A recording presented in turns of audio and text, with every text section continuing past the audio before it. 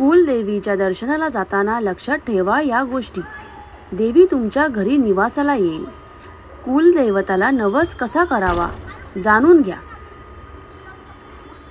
हिंदू परंपरेत कुलदेवता आणि कुलदेवी यांना महत्त्वाचे स्थान आहे. प्रत्येक हिंदू कुटुंबाचे मूळ एका विशिष्ट ऋषीकडे जाते, जे त्यांच्या गोत्राची ओळख पटवते. कुलदेवीला नवस करणे ही एक धार्मिक परंपरा आहे, ज्यामध्ये श्रद्धा आणि भक्तीने कुलदेवीकडे इच्छा पूर्ण करण्यासाठी प्रार्थना केली जाते. कुलदेवीला कुटुंबाची रक्षक देवता मानले जाते आणि तिच्या उपासनेमुळे कुटुंबाचे संरक्षण होते असे मानले जाते. कोणत्याही शुभप्रसंगी किंवा अडचणीच्या वेळी कुलदेवीकडे नवस करणे हे तिच्याकडे प्रार्थना करण्याचा एक मार्ग आहे. कुलदेवीची पूजा करणे हे कुटुंबासाठी अत्यंत महत्त्वाचे मानले जाते आणि हजारो वर्षापासून ही प्रथा चालत आहे. कुलदेवीला नवस कसा करावा हे जाणून घेऊया. नवस करण्याची पद्धत. प्रथम कुलदेवतेचा मंत्र किंवा नामाचा जप करून नवसाचा संकल्प करावा. तुमची समस्या किंवा इच्छा स्पष्टपणे सांगा.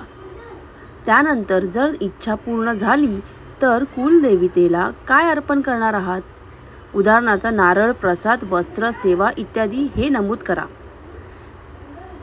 नवस पूर्ण झाल्यावर कुलदेवतेच्या दर्शनाला जा किंवा घरीच पूजा करा.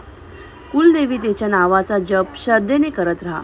काही वेळा कुलदैवत माहीत नसतानाही श्री कुलदेवताय नमः या मंत्राचा जप केल्याने कुलदैवत शोधण्यात मदत होते. नवसासोबतच कुलदेवतेची नित्य सेवा करणे महत्त्वाचे आहे. नवस करताना लक्षात ठेवण्यासारख्या गोष्टी. नवस करताना स्पष्ट आणि मोजके शब्द वापरा. तुमच्या नवसासाठी काय करायचे आहे हे स्पष्टपणे ठरवा. नियम आणि विधीचे पालन. सकारात्मक आणि श्रद्धेचे मन ठेवा. तुम्ही कुलदेवतेला नैवेद्य म्हणून मोदक किंवा लाडू अर्पण करू शकता. तुम्ही कुलदेवतेला नारळ अर्पण करू शकता. तुम्ही कुलदेवतेला पेढे अर्पण करू शकता. अशा प्रकारे नवस करताना एखादी कुठली तरी गोष्ट ती आठवून ती पूर्णपणे संकल्प करावा. धन्यवाद.